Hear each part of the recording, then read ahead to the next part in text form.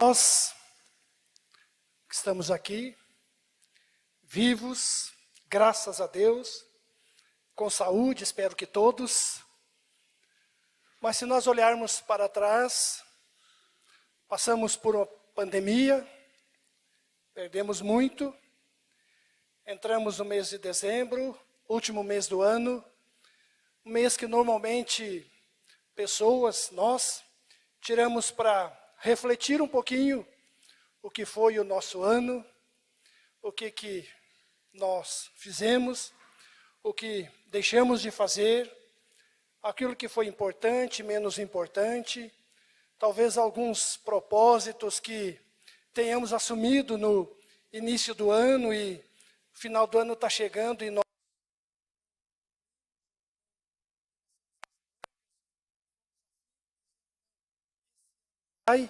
e muitas vezes é assim na nossa vida. Novo ano entra e se entra com propostas, com propósitos, pensando, esse ano vai ser diferente. E nada é diferente. Por quê? Porque nós continuamos, talvez, acomodados, descansados, né?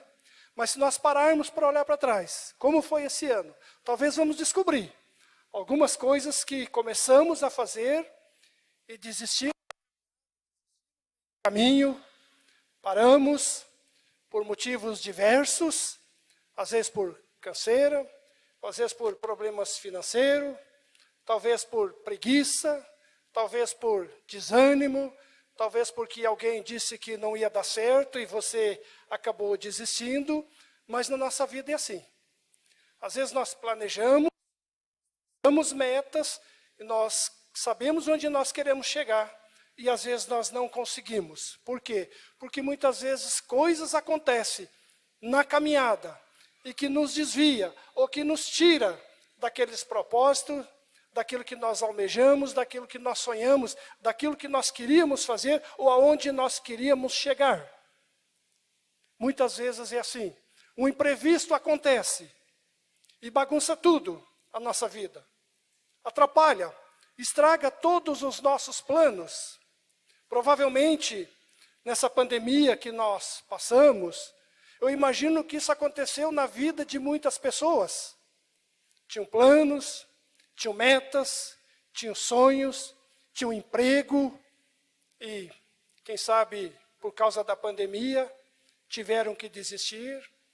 Veio uma pandemia que ninguém esperava, sonhos ficaram para trás, perderam pessoas queridas, bagunçou algumas famílias, ficaram muitas vezes sem saber o que fazer, que caminho seguir, para onde eu vou agora. Então, o mês de dezembro é o mês de nós estarmos, talvez, refletindo um pouco. O que foi esse ano para nós? O mês ainda não terminou, quem sabe ainda dá tempo de eu colocar mais alguma coisa em prática, rebuscar algumas coisas que eu deixei lá para trás, para fechar o ano com chave de ouro. Mas são desafios que vêm e que surgem nas nossas vidas. São problemas, são imprevistos que às vezes acontecem, que nós realmente somos pegos de surpresa. E às vezes não sabemos o que fazer. O que eu vou fazer agora? Que decisão tomar? Como que eu vou agir? E pensando nisso, eu quero, já nessa introdução, lembrar aqui um caso que aconteceu lá em 90, quando Fernando Collor de Mello, muitos aqui não eram nem nascidos, alguns, não, muitos não, mas tem alguns aqui que não eram nem nascidos ainda em 90, porque isso já fazem 32 anos, quando Fernando Collor de Mello ele assumiu a presidência do Brasil, em março de 90, uma das primeiras medidas que ele tomou foi lançar o Plano Brasil Novo. No entanto, esse plano Collor marcou a história brasileira ao bloquear as contas de poupança e aplicações financeiras que tinham a remuneração atreladas à taxa overnight. Não vou explicar o que é isso mesmo, porque eu não sei o que é isso. Mas eu sei que aconteceu isso na época. Era uma taxa, era uma maneira que tinha para fazer as correções monetárias na época. Mas aí o que aconteceu? Ele bloqueou contas e poupança. E muitos foram pegos de surpresa. Então eu conheço uma família aqui de Três Lagoas, hoje mora aqui em Três Lagoas, já na época morava. Eu conheço essa família que na época, justamente na época, um pouco antes do presidente Collor, na época, assumir a presidência, essa família morava numa outra cidade longe daqui. E tinha vendido a casa. Vendeu a casa, colocou o dinheiro na poupança e estava vindo de muda para Três Lagoas. Quando chegou em Três Lagoas, coincidentemente, o presidente assumiu e lançou o plano. E aí esta família ficou perdida, desesperada, sem chão. O que fazer agora? Já estava em Três Lagoas com a mudança, aí teve que morar numa casa de parentes, morando junto, dividindo a casa com família, porque agora não dava mais para voltar atrás, porque já tinha vendido a casa, o dinheiro ficou preso, não tinha como resgatar esse dinheiro, e hoje, 32 anos depois, ainda não recuperaram esse valor. Mas esses dias eu estava visitando essa família. Por que eu trouxe esse exemplo? Porque eu lembrei nessa semana, porque esses dias eu estive visitando essa família. E coincidentemente conversamos, de repente entramos nesse assunto. E aí eu perguntei, como é que está aquela situação? Hoje, graças a Deus, essa família está bem. Eles não ficaram chorando, lamentando. Tomaram um susto? Tomaram. Tiveram que tomar decisões? Tiveram que tomar decisões. O que fazer agora? Ficar chorando, se lamentando? Não ia resolver o problema. Regaçar as mangas, vamos trabalhar. Hoje, 32 anos depois, graças a Deus, adquiriram um terreno, construíram uma casa nova. Hoje moram na sua casa, bem, tão firmes. Hoje na igreja, na época não eram da igreja. Hoje estão firmes na igreja. Alguns aqui, outros fora. Não vou citar nomes, mas não se acomodaram. Buscaram em Deus. A partir das dificuldades, tiveram a oportunidade de conhecer o Evangelho. E a partir do Evangelho, confiar nas providências de Deus. E Deus abençoou. E essa família hoje tem tudo o que perdeu.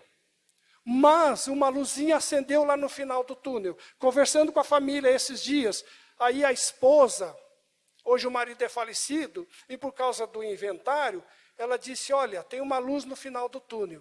Porque o juiz, por enquanto, está segurando tudo e tocou nesse assunto dessa poupança, que como está no nome da família, do marido falecido hoje da esposa, ele também está entrando com um pedido para resgatar esse valor. Mas Deus é soberano sobre todas as coisas. O que fazer? Quando vem um imprevisto, vem uma surpresa dessa na nossa vida, parece que nós perdemos o chão, parece que a bússola da nossa vida perde a orientação e fica numa direção só, ou seja, apontando para uma única direção. O que eu faço agora? O que eu vou fazer? Você já passou por situação assim? De repente, uma situação, o que eu vou fazer? O que eu faço agora? Que decisão que eu tomo?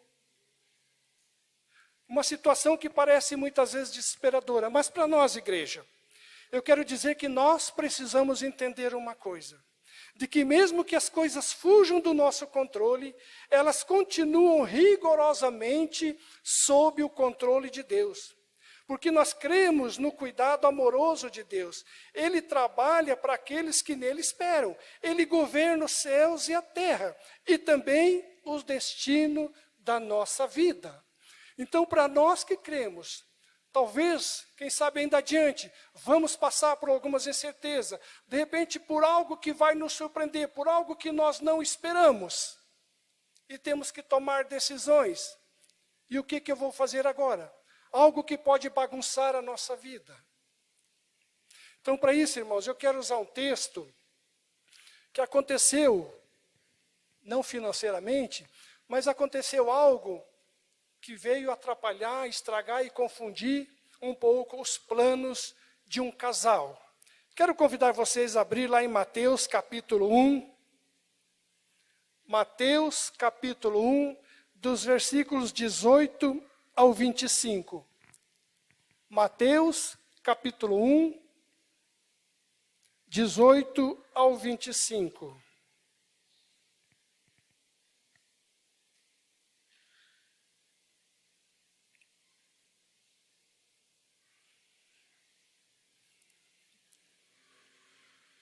Mateus capítulo 1. Vejo que alguns estão procurando, então eu vou esperar. Mateus capítulo 1, dos versículos 18 ao 25. Amém, igreja?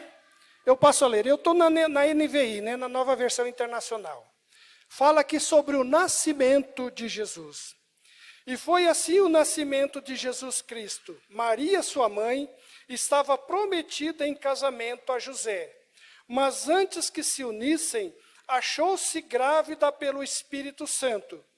Por ser José seu marido, um homem justo, e não querendo expô-la à desonra pública, pretendia anular o casamento secretamente. Mas depois de ter pensado nisso, apareceu-lhe um anjo do Senhor em sonho e disse: José, filho de Davi, não tema receber Maria como sua esposa, pois o que nela foi gerado procede do Espírito Santo, e ela dará à luz um filho, e você deverá dar-lhe o nome de Jesus, porque ele salvará o seu povo dos seus pecados. Tudo isso aconteceu para que se cumprisse o que o Senhor dissera pelo profeta: a virgem ficará grávida e dará à luz um filho, e o chamarão Emanuel, que significa Deus conosco. Ao acordar, José fez o que o anjo do Senhor lhe tinha ordenado e recebeu Maria como sua esposa, mas não teve relações com ela enquanto ela não deu à luz a um filho. E ele lhe pôs o nome de Jesus. Amados, tudo aqui estava indo bem com José. Ele estava noivo com uma jovem dos seus sonhos. Eles estavam fazendo planos para o futuro. Então José descobre que Maria está grávida. E rapidamente o mundo de José entra em colapso. Ele começou a ter medo, dúvidas, insegurança do futuro. Imagina, todo o sonho, todo o planejamento de um casamento. E na época, aqui, quando fala noivo, e aqui no momento fala até de esposa, porque o noivo, na época, o noivado era muito mais do que é nos nossos dias de hoje. Já era um compromisso, já era um casamento, era um compromisso assumido com famílias. Eu não quero agora entrar em todos os detalhes, porque não é nisso que eu quero me ater, mas só para explicar um pouquinho, era um compromisso, então já era como esposa. Já era um compromisso assumido, e a partir daquele momento, Maria era sua esposa, José o seu marido. Era um compromisso assumido. E para desfazer agora esse compromisso, só mesmo se acontecesse, por exemplo, como no caso aqui, José desconfiando da traição de Maria, daí podia pedir o divórcio. Então o mundo de José virou uma bagunça. De repente, todos os seus planos, sonhos, metas, tudo aquilo que ele vinha traçando, que ele vinha planejando, quem sabe estava preocupado para adquirir uma casa, moradia, convidados, família, levantando recursos, porque talvez ia ter que manter a festa do casamento por uma semana. Então, são várias preocupações na cabeça de José com esse casamento. Mas, de repente, aparece Maria e diz: estou grávida. Como assim estou grávida? Nós não tivemos contato de relação sexual. Não sei nem se tinha pego na mão de Maria ainda. Não é como nos dias de hoje. E o mundo de José vira de cabeça para baixo. Ele perde o chão. E não só ele, eu imagino que Maria também, não foi fácil para ela. Muitas vezes a gente lê esse texto, né, e vê todo o acontecimento. Nossa, que legal, que bacana, né? José aceitou Maria, entendeu, o anjo falou com ele, nossa, que legal. Maria, a mãe de Jesus, parece romântico. Mas irmãos e irmãs, se coloca no lugar desse casal, mesmo nos dias de hoje. De repente a sua namorada, você não teve ainda relações com ela. E de repente ela chega para você e diz, eu estou grávida. E pior, do Espírito Santo. Vocês imaginam a cabeça desses dois? Você imagina a confusão? Primeiro para entender, compreender e aceitar isso. Como? Como que isso é possível? Como que José ia entender e aceitar isso?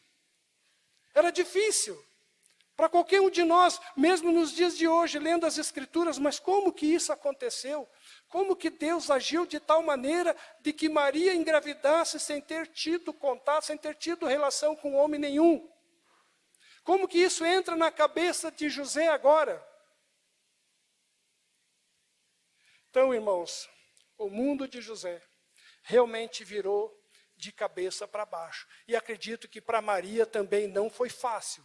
Porque como que ela explica isso agora para o seu noivo, que ela está grávida? E como explicar para ele acreditar nessa situação? Mas nós podemos aqui, irmãos, igreja, aprender talvez algumas lições com José. Porque Mateus é um pouquinho diferente de Lucas. O livro de Mateus, ele se preocupou, parece que Mateus é que se preocupou no nascimento de Jesus, não se ater em tudo aquilo que envolvia o nascimento de Jesus, conforme Lucas. Lucas é mais minucioso, traz detalhes, fala da viagem, fala da estrevaria, fala dos reis, fala de toda aquela situação da viagem que tiveram que fazer e tudo mais. Aqui Mateus só se preocupa com uma questão: falar um pouquinho daqueles que estão envolvidos nessa história, especificamente José. É o que está aqui. Fala de Maria, fala de José, fala da gravidez. Claro que o centro principal aqui é o nascimento de Jesus, mas ele está fazendo menção a essa situação de José.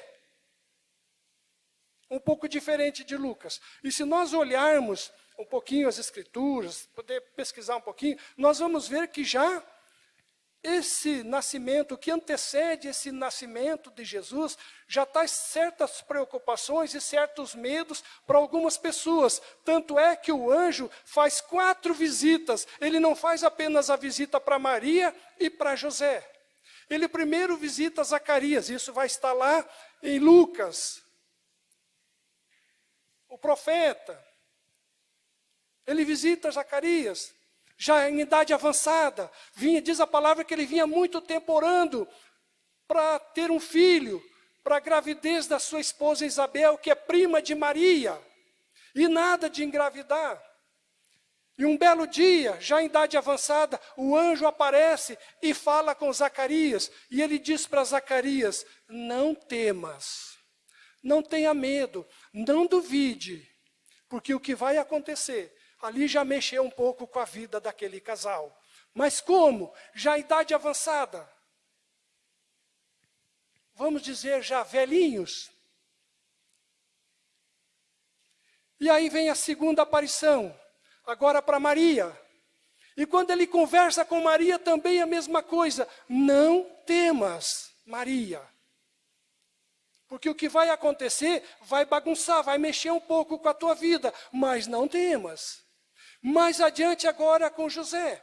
A vida de José, na verdade, já estava bagunçada. Mas ele chega e diz: José, não temas. Não tenha medo. Não se aflija. Não fique aflito. Confia. O que está acontecendo vem de Deus. E depois dá para os pastores também. Lá no campo, de repente o anjo aparece para eles e também a mesma coisa. Não temas, porque hoje vos nasceu o Salvador lá em Belém, aquele que era prometido. Não temas. Então veja que esse nascimento de Jesus já veio trazendo algumas preocupações, alguns temores, algumas incertezas para algumas pessoas. E Deus age de maneira que muitas vezes parece que Deus faz confusão, parece que às vezes Ele não sabe direito o que está fazendo. Por quê? Porque na vida do Zacarias, parece que ele chegou tarde. Já era uma idade avançada, parece que ele chega muito tarde lá. Poxa, nós já somos velhinhos, já não tem mais condição de ter filhos. Chegou atrasado, mas disse: não, vocês vão ter filhos. Já na vida de José e Maria, parece que chega cedo demais. É novinha ainda, talvez 14, 15 anos, noiva, nem casado era, chega cedo demais. Para um chega tarde demais, como aconteceu também lá com Sara, né? De repente chega tarde demais, para outros parece que chega cedo demais. Mas isso são os propósitos de Deus na vida das pessoas. Coisas que nós muitas vezes não entendemos. O que está acontecendo e como que acontece, como é que Deus trabalha na vida dos seus filhos e das suas filhas. Quando nós cremos, quando nós colocamos e depositamos nossa confiança em Deus. As incertezas vêm, as dúvidas vêm, os problemas vêm, as aflições vêm, as lutas vêm. Mas Deus está à frente e quer estar sempre à frente nas nossas vidas, dos nossos problemas, das nossas certezas, das nossas lutas. José ficou com dúvidas, porque ele concluiu que Maria tinha sido infiel. Enquanto que José estava preocupado, cheio de dúvida e medo, Deus estava trabalhando um plano maravilhoso na vida de José. E às vezes nós ficamos deprimidos porque deixamos de descansar na soberania de Deus. Ele está no controle de tudo, mas nós achamos que o nosso caminho se fechou. Achamos que o nosso futuro acabou, achamos que a vida perdeu sentido e nem sabemos o que Deus está trabalhando algo novo, algo glorioso para nos abençoar, para nos surpreender, para fazer com que possamos novamente voltar a ter sentido na nossa vida. Mas é Deus trabalhando muitas vezes. E nós não conseguimos perceber e não conseguimos entender isso. E José realmente ele estava com dúvidas, porque Maria tinha sido infiel ou imoral. Mas ele estava, na verdade, estava se cumprindo na vida de Maria aquilo que já havia sido dito pelo profeta Isaías, que da virgem ia nascer o Filho de Deus. A virgem ia conceber um filho, então já estava se cumprindo. Talvez até José já sabia desse relato, daquilo que já tinha sido prometido há muitos anos atrás. Mas nessa hora, como que isso vai entrar na cabeça de José? Não devemos ter dúvidas e insegurança quando as coisas parecem inexplicáveis. Os temores de José só viam pela frente uma tragédia. Mas Deus estava apontando o cumprimento de uma profecia messiânica. José via um futuro trágico, Deus um caminho de luz. José temia porque não olhava para as circunstâncias na perspectiva de Deus, mas ele olhava para o problema. Ele olhava para aquilo que tinha acontecido e não estava conseguindo entender e buscar uma solução, porque ele estava com uma ótica humana e não com uma ótica de Deus. José estava inseguro, com dúvidas, porque não compreendia todos os fatos. O que José pensou que era pecaminoso, na verdade era sagrado. Maria não era uma noiva infiel, mas uma serva fiel e obediente ao Deus vivo. O seu ventre hospedava não o fruto do pecado, mas a obra do Espírito Santo. Ela carregava no ventre não um filho ilegítimo, mas o Filho de Deus. Ela trazia no seu ventre não o fracasso de um sonho, mas o Salvador do mundo. Mas para José isso não conseguia entender e compreender. Que uma promessa de Deus estava se cumprindo, que Maria e José estavam tendo um privilégio, que muitos talvez gostariam de ter, de receber o Filho de Deus, de ser aqueles que iam cuidar e criar o Filho de Deus, porque os seus olhos estavam olhando com os olhos carnais, com os olhos do mundo, com os olhos humanos, e não conseguia entender a providência de Deus, o presente de Deus na vida deles, e não só na vida deles, também para as nossas vidas hoje, porque o Salvador estava sendo gerado, não só para eles, mas para nós e para toda a eternidade. Não devemos nos preocupar acerca da opinião pública. José nos ensina que devemos proteger as pessoas em vez de expô-las ao vexame. José tinha dois caminhos para lidar nessa situação. Ou ele se divorciava, ou ele deixava Maria secretamente. Para ele se divorciar, ele tinha que expor Maria. Ele tinha que ir às autoridades, explicar o que tinha acontecido, acusar Maria de infidelidade, e com isso ele ia estar expondo Maria ao vexame, ao ridículo, talvez expondo ela a ter que tinha sido infiel, e pior do que isso, ela ia ser julgada, condenada, quem sabe apedrejada e até a morte. Essa era uma situação, era uma decisão que José podia tomar, de expor Maria. Mas a segunda decisão podia ser, eu vou deixá-la secretamente. E foi pelo menos o que ele pensava. Eu vou fugir, porque com isso eu vou proteger Maria. A culpa vai recair sobre mim, porque eles vão pensar, ele engravidou a moça e se mandou, e deixou ela. Com isso, ela fica livre, ela não vai ser acusada de nada. Quem vai ser acusado vai ser o José. Então ele pensou na reputação de Maria, pensou no bem-estar dela, de protegê-la, mesmo que a sua cabeça estava cheia de dúvidas, cheia de incerteza, sem saber direito o que fazer, mas ele estava preocupado com o bem-estar de Maria, porque a palavra aqui também diz que ele era um homem reto, ele era um homem justo, ele era um homem que queria o bem. Então ele nesse momento, por mais que ele estava aflito e preocupado, ele pensou em proteger a Maria.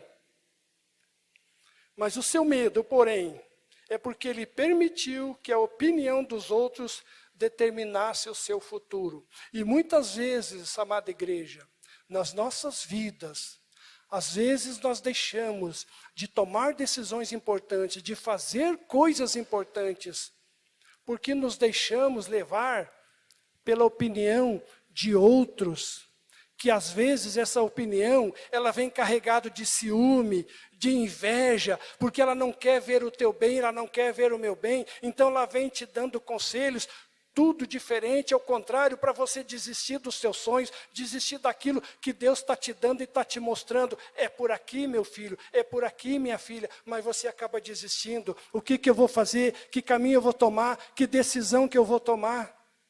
Para na frente não se arrepender depois e olhar para trás. Conhece pessoas assim? Estou vendo alguém balançando a cabeça aí. Talvez até já foi na vida dessa pessoa. Que você tinha decisões importantes, tinha um caminho a tomar, e alguém veio e disse, você está doido? Não. Eu lembro de quando nós tomamos a decisão de vir para Três Lagoas. Não foi fácil. Era uma decisão difícil para mim, para a Elza, 2 crianças pequenas, deixar a família, deixar todos para trás. Era uma decisão. E eu cheguei a escutar de alguns, mas vocês estão doidos, vocês estão loucos, vão fazer o que lá, nessa longura, nessa distância? Tem tanto lugar aqui para trabalhar, tem bairros, vizinhas, cidades vizinhas, para que ir para tão longe? Se tivéssemos ouvido os conselhos, inclusive conselhos até de irmãos, não só da família, de nos chamando de louco, de doidos, de nos chamando de aventureiro. Mas Deus colocou no nosso coração. E nós tomamos a decisão certa. E jamais me arrependi 1 minuto sequer dessa decisão. Olha que bênção maravilhosa de poder estar contemplando o rosto de vocês aqui hoje. Eu não teria esse privilégio.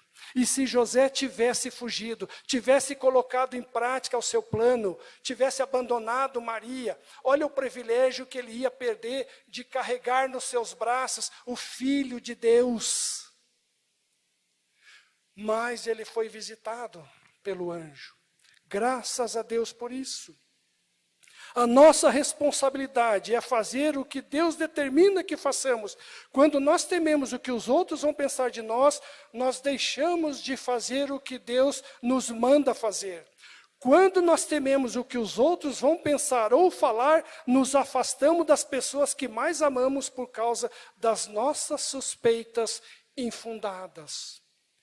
E José tinha uma suspeita infundada. E queria agora abandonar justamente a mulher, a moça que ele mais amava, com quem ele vinha sonhando, planejando. E talvez preocupado também com a opinião dos outros. O que eu vou fazer agora? O que os outros vão pensar de mim também, não só de Maria? Então era muita coisa na cabeça de José. E a melhor solução era fugir. E quando nós fugimos, nós estamos fugindo não só dos problemas, estamos também fugindo dos propósitos de Deus para as nossas vidas. O que é pior, porque aí sim nós vamos ser infelizes. Vamos deixar de ser abençoados? Talvez não, porque Deus é misericordioso, né? Nos abençoa mesmo na nossa ignorância. Graças a Deus que Deus é assim. Só Deus não suporta e não tolera o pecado. O temor e a opinião pública podem nos manter distante do melhor de Deus para a nossa vida. José estava a ponto de abandonar Maria e de viver sozinho, renunciando o seu amor e a sua amada. E se ele o fizesse, teria se privado do melhor de Deus para a sua vida. E lá em Provérbios 29 e 25 diz: quem teme os homens ama ciladas, mas quem teme a Deus descansa.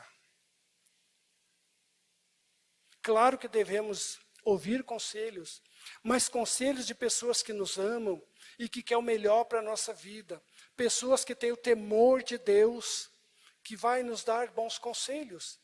Eu tenho aconselhado muitas pessoas, pessoas já me aconselharam também. Por isso nós temos que filtrar. Nós temos que entender aquilo que vem de Deus e discernir o que vem de Deus e o que não vem de Deus para as nossas vidas. E muitas vezes, nesse meio termo é que vem a confusão na nossa cabeça, as indecisões, e o que nós vamos fazer, que decisão que eu tomo. Buscar em Deus, sossegar na presença de Deus, orar e deixar Deus trabalhar. Aqueles que estão no centro da vontade de Deus não necessitam temer acerca da reação das pessoas. Você não deve agradar a homens, mas sim a Deus. Aliás, tem aquele ditado, né? Que a voz do povo é a voz de Deus. Já ouviram esse ditado? Eu já ouvi muitas vezes que a voz do povo é a voz de Deus. Não, jamais. Pode ser que a voz da igreja até seja a voz de Deus, mas a voz do mundo não é a voz de Deus. E muitas vezes a gente se deixa levar por causa disso.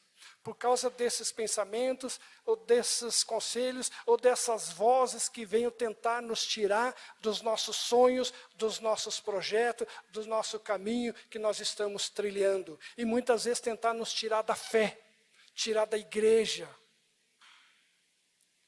Talvez alguns de vocês já foram zoados muitas vezes. Ah, crente, o que você quer lá? Você não tem mais o que fazer? Coisa de crente, igreja, ou coisa de crente é que não tem o que fazer. São pessoas infelizes, que estão buscando sentido para a vida. É verdade. Muitas vezes nós estamos buscando sentido para a vida, né? Porque o sentido para a vida é Jesus, e não o que o mundo oferece, mas aquilo que Deus oferece. Mas a felicidade é somente em Deus, somente em Jesus. Então, muitas vezes as vozes estão aí para tentar nos tirar do caminho de Deus. Então, não devemos ter dúvida quando somos assolados pela angústia mental.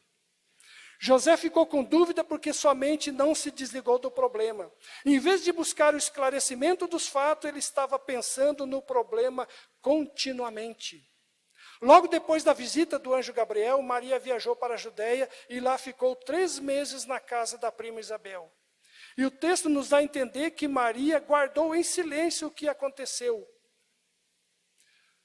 Logo após a visita, Maria viajou, porque o anjo falou para Maria que a sua prima, Isabel, também estava grávida. E ela resolveu viajar.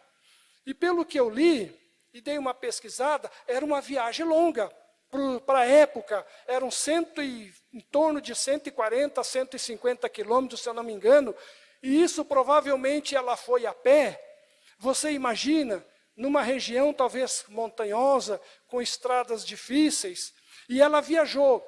E não dá, realmente o texto não dá a entender de que ela comentou com José de que estava grávida e de que ia viajar.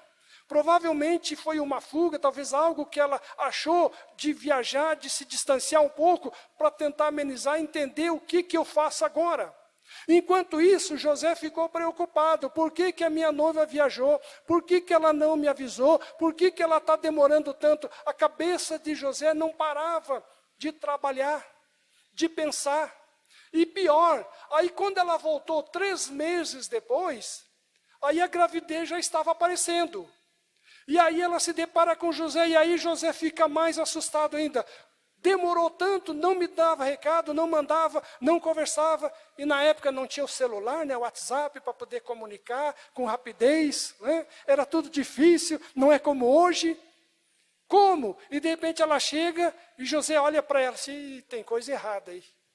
Está mais inchadinha, barriguinha está maior. E aí não tem como esconder.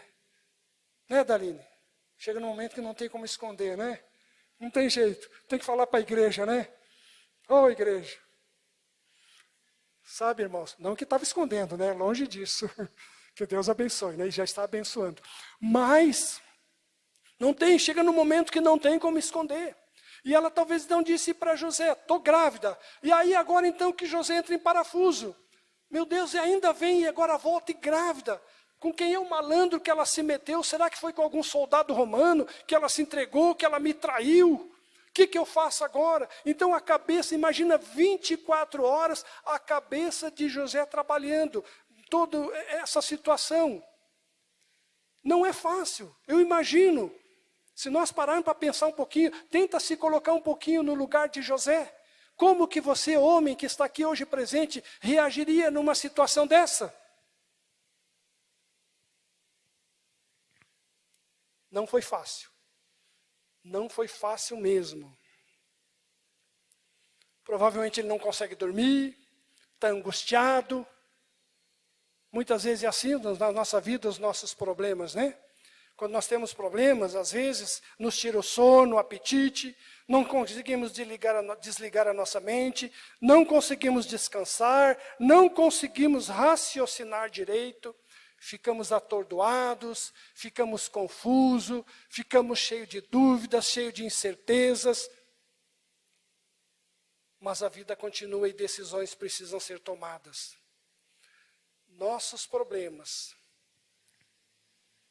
devemos aprender, primeiramente, deixar nas mãos de Deus. Mas o que José pensou? Ele pensou que poderia trazer a morte. Ele pensou que aquilo que poderia trazer a morte trouxe a libertação. Maria não seria apedrejada, sua reputação não seria destruída, nem o seu casamento com Maria acabado. A gravidez de Maria teria a justiça da salvação de Deus. O filho de Maria chamar-se-ia Jesus, o salvador do pecado. Ele veio para trazer salvação, ele veio para estar conosco. E a principal missão de Jesus é salvar. O grande mal que Jesus nos salva é o pecado. E esta é a salvação de todos aqueles que creem.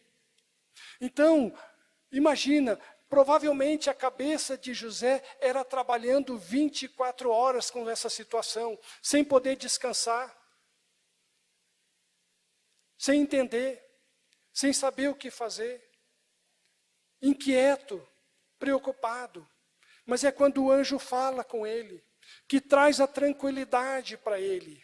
E aquilo que ele pensou que poderia ser uma desgraça se trocou em grande bênção. O que José pensou que poderia ser a sua ruína ou a ruína de Maria, imortalizou o nome dela. Maria se tornou a mãe do Salvador. Ela teve o único e sublime privilégio de amamentar o Criador do universo, de carregar nos braços aquele que sustenta os céus, a terra, de ensinar os primeiros passos àquele que é o caminho para Deus. Imagina, gente, o privilégio desta mulher, desta jovem ou desta adolescente, de repente pegar nos braços Jesus, o Filho de Deus. Ela amamentou, ela viu ele dar os primeiros passos, ela viu ele balbuciar talvez as primeiras palavras, quem sabe papai, mamãe, ou mamãe e papai. Aliás, esse é um problema muitas vezes, né, dentro de casa. A mamãe fica lá ensinando, né? Fala mamãe, e a criancinha, papai. Papai não está nem aí às vezes, né? Papai às vezes é meio desligado, mas parece que a criança primeiro é papai, depois a mamãe. Aí começa a caminhar, a mamãe abre os braços, ela vai direto para o pai. E ela que carrega 9 meses, né? Ela que sofre 9 meses carregando a criança. Mas esse foi o privilégio de Maria. De carregar o Filho de Deus no seu ventre, o Salvador. De poder amamentar. José estava sofrendo por algo oposto à verdade dos fatos. O que ele pensou que poderia arruinar a reputação de Maria entre os homens fez dela uma bendita, né, a mulher, como diz, né, bendita mulher em teu fruto. Né? Maria, em vez de ter seu nome manchado, a sua reputação maculada, seu caráter desonrado, tornou-se, através dessa gravidez, a bendita entre as mulheres. O próprio anjo diz isso. E muitos dos nossos temores, dúvidas e incertezas são infundados. Devemos substituir os nossos temores pela fé. Porque a dúvida é o oposto da fé. E onde a dúvida chega, a fé vai embora. Duvidamos porque desviamos os olhos de Deus, deixamos de olhar para a vida na perspectiva de Deus, deixamos de confiar que Deus está no controle de tudo. E isso aconteceu um pouquinho com José. Por um momento, ele pensou que Deus não estava no controle. Ele pensou que o problema agora era só dele, ele tinha que resolver e tinha que tomar uma decisão. E era fugir. Mas pela misericórdia de Deus, manda o anjo visitá-lo e dizer, calma, não tema, José. O que Maria está carregando é de Deus. E aí José obedeceu. Eu gosto dessa palavra. José obedeceu o que o Senhor falou, o que o Senhor ordenou. Igreja, quem dera que nós pudéssemos aprender com José essa obediência. Depois de passar pelos temores, depois de passar pelas lutas, pelas dúvidas, pelas inseguranças, mas saber que Deus está no controle e obedecer à voz de Deus, obedecer aquilo que Deus está dizendo para você e para mim. Fica firme, meu filho, fica firme, minha filha, eu sou contigo, você não está sozinho. O vale da sombra da morte você vai passar, porque eu estou contigo. Mas não é fácil. Muitas vezes não é fácil. Talvez eu disse no início, você deixou algum sonho para trás. Talvez alguma coisa bagunçou um pouco a sua vida e você deixou lá para trás. Mas ainda há tempo de voltar, ainda há tempo de resgatar, ainda há tempo de buscar em Deus novamente. E dizer, Senhor, eu quero tomar esse desafio novamente. Eu quero rebuscar esse sonho, eu quero rebuscar esse projeto, mas Senhor, vai à frente, porque se for da tua vontade, Senhor, o Senhor vai à frente abrindo o caminho e vai abençoando. Então deixa Deus ser o teu conselheiro, deixa Deus falar ao teu coração. Porque nós estamos iniciando, né, essa nova série. Então é Natal, o que você fez, o que foi que José fez com toda essa situação, o que você tem feito com a sua vida. Que decisões que você tem ainda a tomar? Eu quero aqui agora, irmãos, para finalizar, hoje é culto de ceia, né? Para finalizar, eu quero agora aqui especificamente falar uma palavra diretamente para nós agora, igreja. Faço questão agora de ler o que eu tenho anotado aqui, que é bem especificamente para nós, amada igreja. E eu escrevi aqui, meus irmãos, minhas irmãs, a nossa igreja, ela tem toda uma possibilidade de ser a igreja que honra a Deus.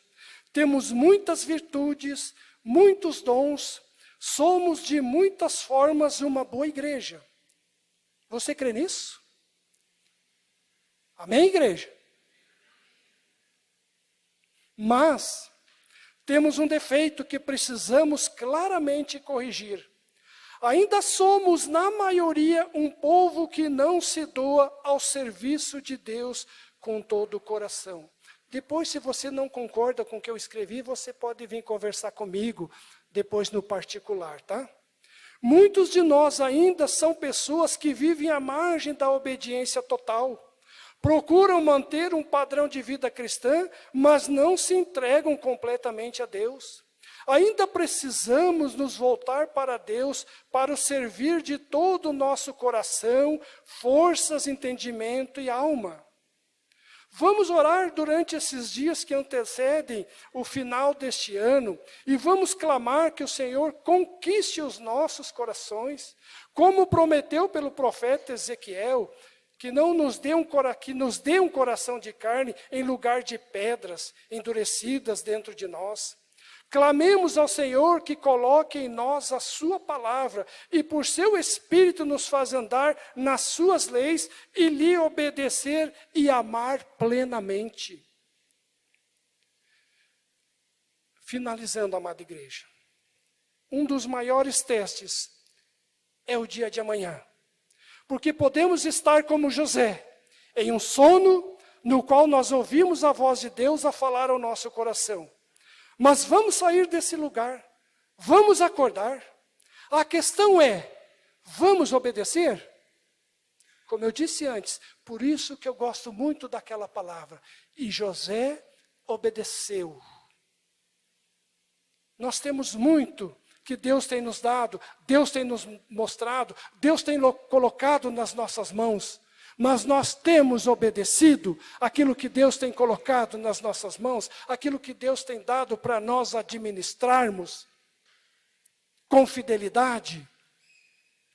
Deus é poderoso para encontrar você também em suas dúvidas, incertezas, inseguranças e medos, como Ele encontrou José, e transformar suas angústias em motivo de celebração. Lance sobre o Senhor todas as suas ansiedades. Ele tem cuidado de você. A mensagem do Natal remove de nós o medo e enche o nosso peito de fé e nossa boca de júbilo. Então, amada igreja, o nosso desafio, que nós sejamos uma igreja fiel, temente e obediente a Deus, naquilo que Ele tem determinado nas nossas vidas. Muitas vezes, parece que não, quando for falar assim, nós, igreja, não estou falando só de nós aqui dentro, mas estou falando da igreja universal, a igreja de Deus. Muitas vezes parece que muitas igrejas levam Deus na brincadeira. Levam Deus de segundo plano. Fazem da igreja muitas vezes uma sociedade, onde eu não tenho o que fazer, hoje então eu vou na igreja. A igreja é muito mais do que isso. Deus é muito mais do que uma sociedade. Ele tem muito mais a nos dar, a oferecer, se nós formos obedientes, se nós colocarmos realmente nossas vidas nas mãos e na orientação de Deus. Ele vai te conduzir, Ele vai te abençoar.